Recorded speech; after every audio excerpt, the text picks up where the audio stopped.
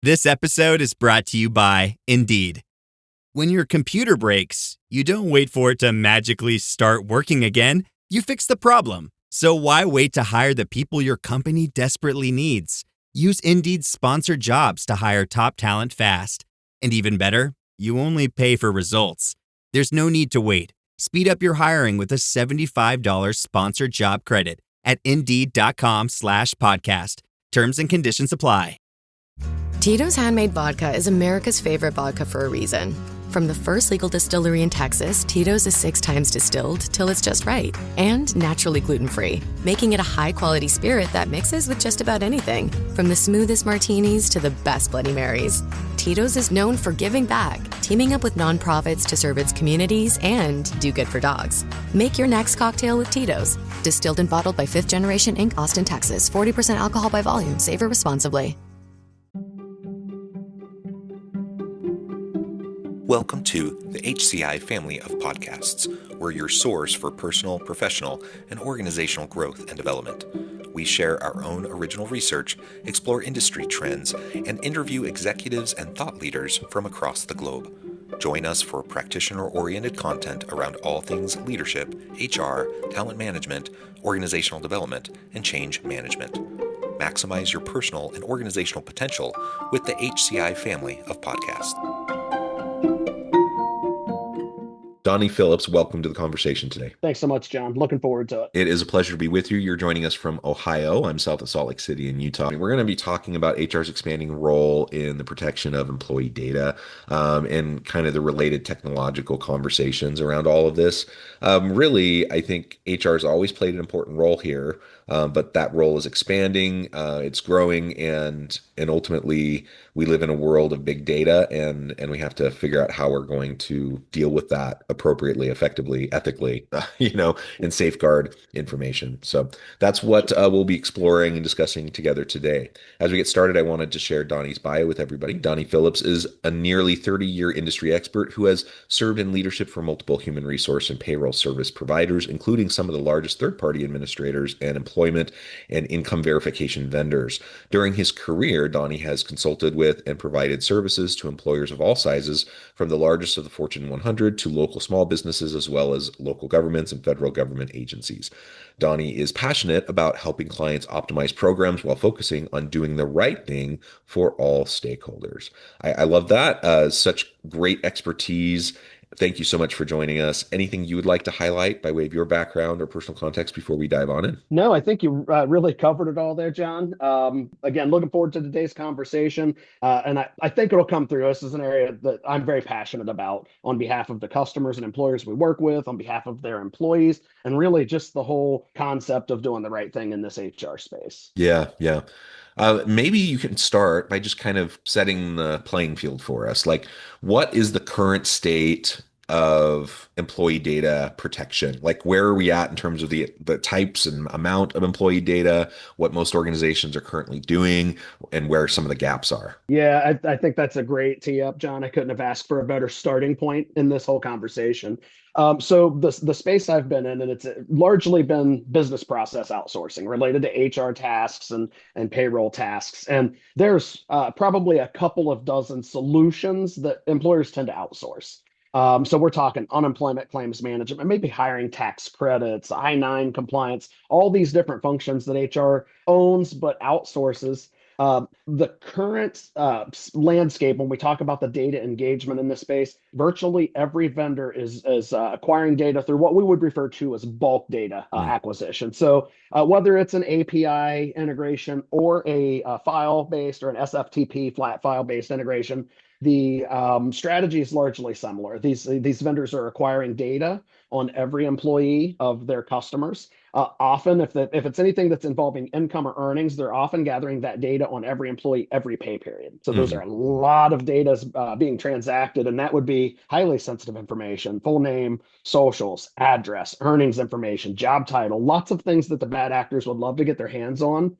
And many enterprise customers are probably integrated in that type of model 8, 10, 12 times, all concurrently. They've got all this outflow of data. The other thing I think is important to mention, talking about this data protection, I think there's kind of two views on it. Pretty much any vendor that even we come up against has really good data security, kind of the protection, the wall around the data. So I think there's competitively, that's largely flat. Where the big difference exists is what is the approach to privacy? How do vendors help minimize data? That's where we see a big gap today in the HR outsource spaces. There hasn't been much focus on minimizing that data. And that's where we're very different, of course, and we'll probably get into that a little bit. But that's really the key focus area here, is understanding that data security is a little bit different than data protection. Yeah, that's a really good distinction. And so the question is, do we really need to be collecting all of the data that we're collecting, right, on an ongoing basis, so that the privacy piece is really vital? Yeah, and I appreciate the distinction between data protection and security. Okay, so there's definitely some gaps there, and I suspect given the current state of affairs, with ongoing, just exponential growth in the capabilities of AI, and these sorts of things, it also means that bad actors have increased capabilities, for cyber attacks and data breaches and those sorts of things. It seems like every week I get some sort of an email from some organization that I'm affiliated with in some way that they've experienced a data breach, and so I have to go change my passwords. And, that's just the norm, I think, in today's environment. And it seems like it's probably likely to only increase, just because it's going to be so much easier for bad actors to set up, bots and various things that are super good at making those breaches. So on the one hand, data security and the wall behind the data is generally pretty good. On the other hand, is that going to be sufficient moving forward? And what are, vendors and employers doing with that? Yeah. And I think something you said there, John, just kind of keyed up another thought that I did want to also mention when we talk about that landscape. Is, HR probably is similar to everybody else that works in an enterprise organization. They're trained on how to protect customer data or how to protect the data that they have their hands around every day. But where the big risk here is what we're talking about, third-party data breach. And I kind of wanted to segue to that because, we follow all kinds of different privacy and risk management organizations, privacy attorneys, and several different special interest groups that we participate in. And it's definitely becoming clear that third-party risk, third-party data breach is growing rapidly. I've got a couple of statistics here that, let's see, the average cost of a data breach was about almost $5 million in 2024. Which is a 10% increase versus 2023. We're seeing exponential increases in those being third-party breaches. So once that data leaves your system, leaves your four walls, that's where the risk is. And that's what we want to talk about, how to put some practices in place to really mitigate some of those risks, like to virtually eliminate unnecessary data exposures. Yeah, so let's talk about that. Like, what are some of those things that you can do? And what's HR's specific role in that? Because obviously not all of this falls on HR. Like there are, depending on the organization, I suppose, and the size, the complexity, and the maturity of the organization, that, they may have totally different areas that are focused specifically on risk and data security and such like that. But in most organizations, given the nature of the data that we're constantly collecting on employees, what is HR's role there? Yeah, so I think the first thing, and it's a pretty broad statement, it's for HR to have awareness. There are better models out there than what everybody's accustomed to. So I talked about the bulk integration model where it's every employee, every pay period, for whatever outsourced solution we're talking about here. The other thing, and you kind of touched on it, John, I think you made a statement that kind of really went down this path, but it is, there are models out there that engage the employee data only when it's needed, at the time it's needed. And that's what we're doing. So just for example, if we're talking a 10,000 employee organization on a biweekly pay period, in the current bulk data model, that's 10,000 employee records every 2 weeks. You could look at it as 260,000 records transmitted every year. Now, a lot of them's going to be on the same employee, but it's 260,000 records. Just specific to what we do in the employment and income automation space, On that 10,000 employee population for that 2 week period, we would expect somewhere between 50 and 75 uses of data. So just by going to this as needed, one record at a time model, we're avoiding touching over 9,000 records, probably close to Hmm. 9,950. That's just untouched. There's nothing that could possibly be safer than not touching the data. So, and then the cool thing we've done, John, and won't go too far down the rabbit hole, but with our integration model, we are definitely API first. Our whole strategy is to minimize the data engagement. We actually work with a vetted network of partners in the solution space. Some of those things I talked about: unemployment, hiring tax credits, absence and leave management. We can be that single point of integration, and they all act on this real time as needed basis. So we can eliminate 99% of data movement, not only for our solution, but across all of the HR technology space. So it's a really cool model. And if there's one takeaway from this whole conversation, it is to really focus on minimizing the data exposures that your organization is enabling with your third party Hmm. relationships. Yeah, and part of this means, and again, it depends on the organization, the size, the complexity, the maturity of the organization. But for many organizations, this means modernizing, right? Yep. Updating and modernizing your tech stack and how and the vendors that you're integrating with and all of this, right? So yeah, how do you see, an HR executive like a CHRO or senior HR director, what's their role and how they can help their teams to modernize, to protect that sensitive data. Yeah, so typically where we have a lot of success is getting to the right stakeholder there, John. So it's like HRIS administrator or CTO, CIO, GRC, like the GRC, Global Risk and Compliance leadership gets involved from a privacy perspective. And we can talk through how this whole model works. It's really getting the right privacy focused individuals that can help influence the outcomes. So where we would lean on HR in this regard is really to talk through making sure they understand what their current environment is and the Hmm. risks of that, and then talk about how they can improve all these things by, again, going down this data minimization road. And then, of course, selfishly, we're really good at this. So the cool thing for us is the lift to move over to our integration is one of the easiest integrations that an HR team's ever going to deal with. The standard setup, so we've got API integrations into most HR payroll platforms. Our standard integration process takes about 30 calendar days. Hmm. We do all the technical build. Really, there's about 3 to 5 hours of investment that we ask for from the customer, and it's really just validating that we've set them up properly, that we've Right. translated their earnings codes and all that data. So it's 3 to 5 hours of validation work. We do all the heavy lift. It's not typically an IT project. Yeah, very good. So awareness is key, first and foremost. That makes complete sense.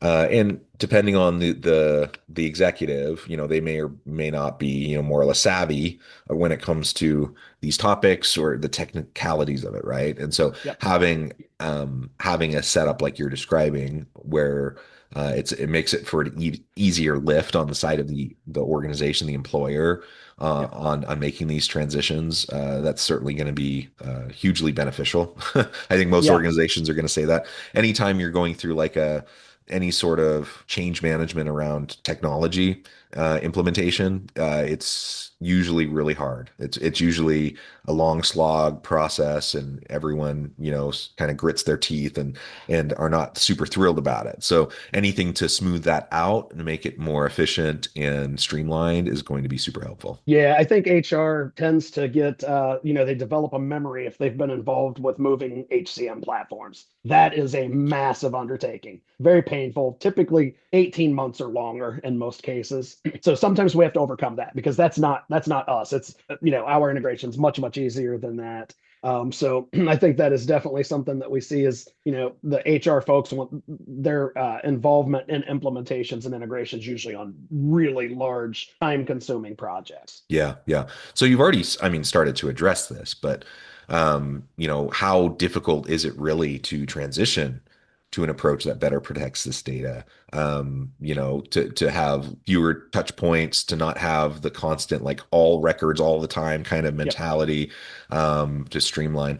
Like, what has been your experience in working with different clients? Yeah, so I think largely it'll probably continue to improve. I think out of necessity. I think some vendors and the integrations, depending on what specific process they're overseeing, they might have some regulatory obligations that are coming that will kind of force this model.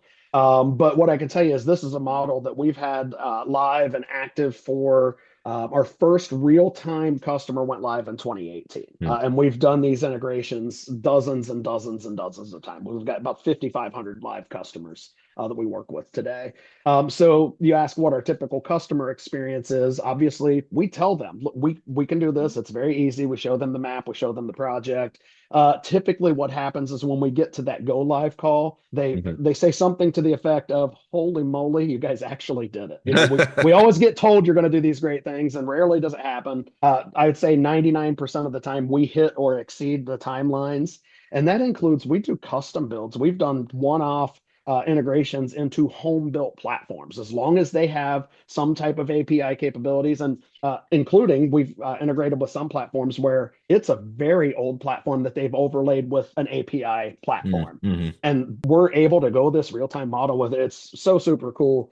And then the other thing that we have gotten, part of why we've built out this partner ecosystem is customer feedback. Like your integration was easy to stand up. It's maintenance free because we're not getting a file that if you change something, it errors out. If you change and add a new earnings code, we'll see it that first time the record comes. And if it's not identified, we reach out to say, what's this earnings code? We don't have 10,000 records that error out. So it's much less maintenance on the ongoing. And there's really no project time to it in terms of like a dev team or an IT team.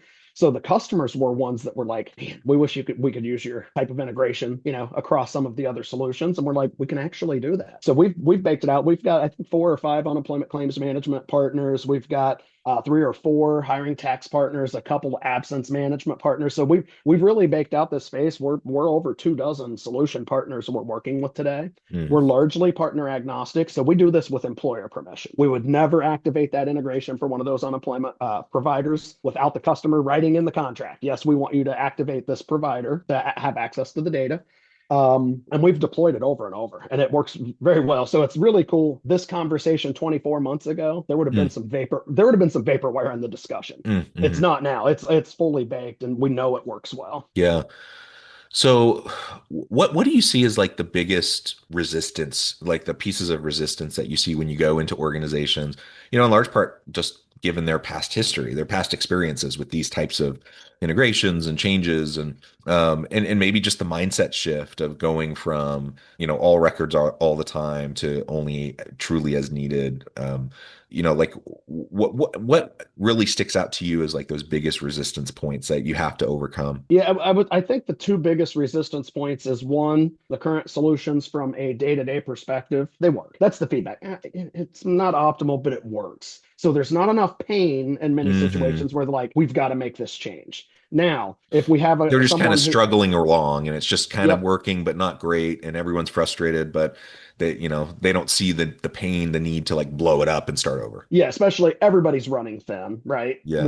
Everybody's dealing with the bandwidth issue, and it's like, do I want to take on an integration project and a transition project when things are functionally okay? Hmm. That's one piece of feedback. Now, when we get to the right stakeholder and we can actually talk through the model, because there's some key benefits just to how we do it, because the data is real time. It's always up to the second fresh, pulled directly from the source of truth every time. We're not bringing it into our platform and homogenizing the data to make it fit our platform. We're actually reporting exactly what the HCM says. So if it's listed as whatever job title and earnings type in Workday, for example, that's how we report it. We don't say, let's map your stuff so it fits our platform. But then the real time piece of it also makes sure that data is entirely fresh. So there's a lot of efficiency gains there. So when we get talking to the program owners, we can show them where maybe it doesn't feel so painful because it's what you're used to. Some of these changes will lessen your load, virtually eliminate your engagement, really.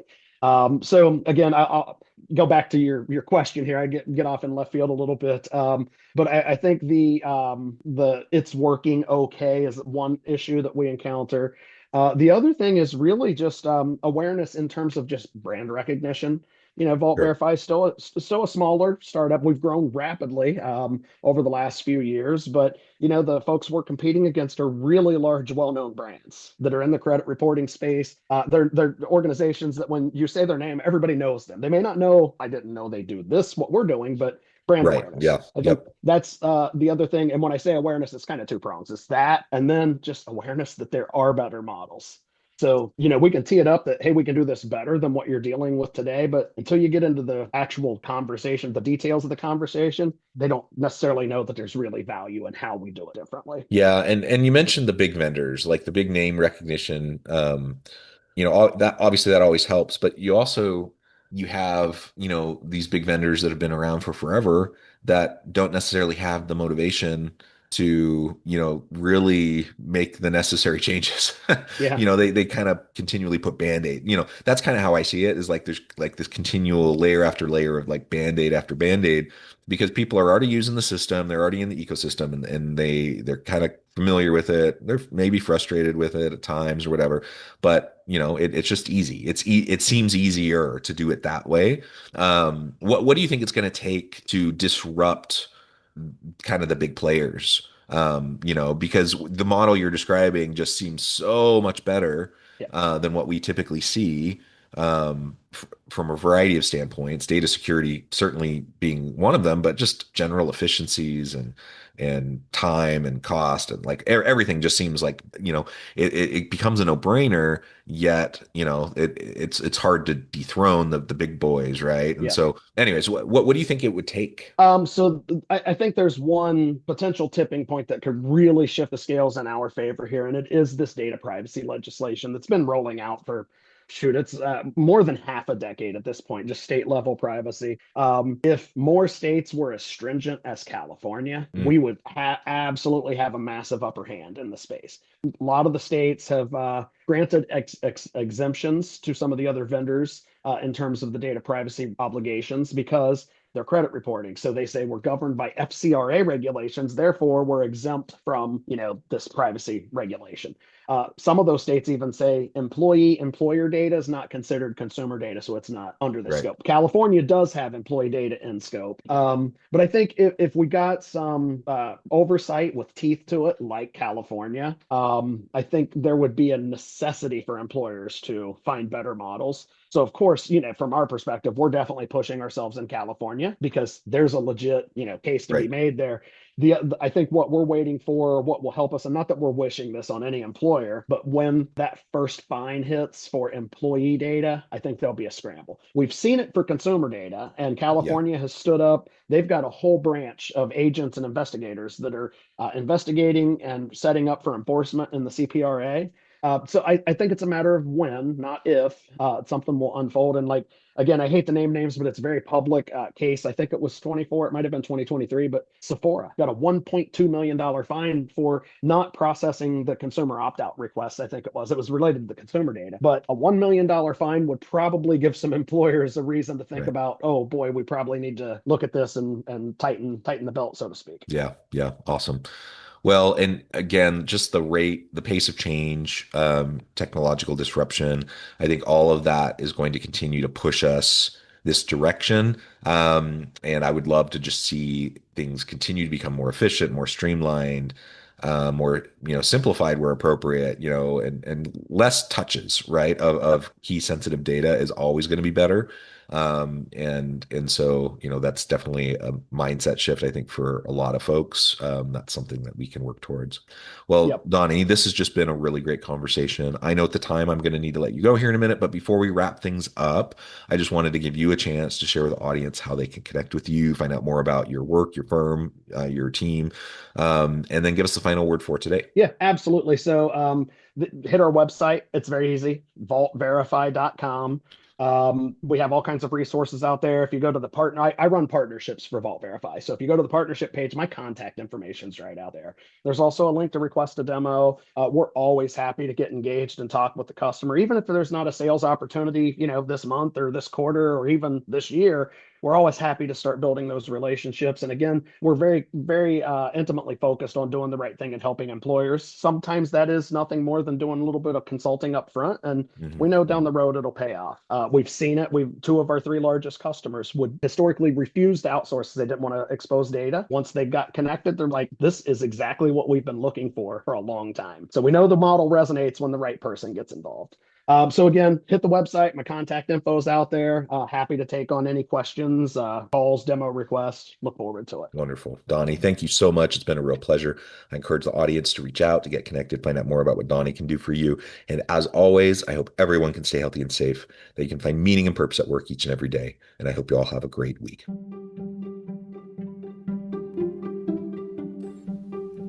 Thanks for joining us for this episode of the podcast. We hope you stay healthy and safe, and please join us again soon.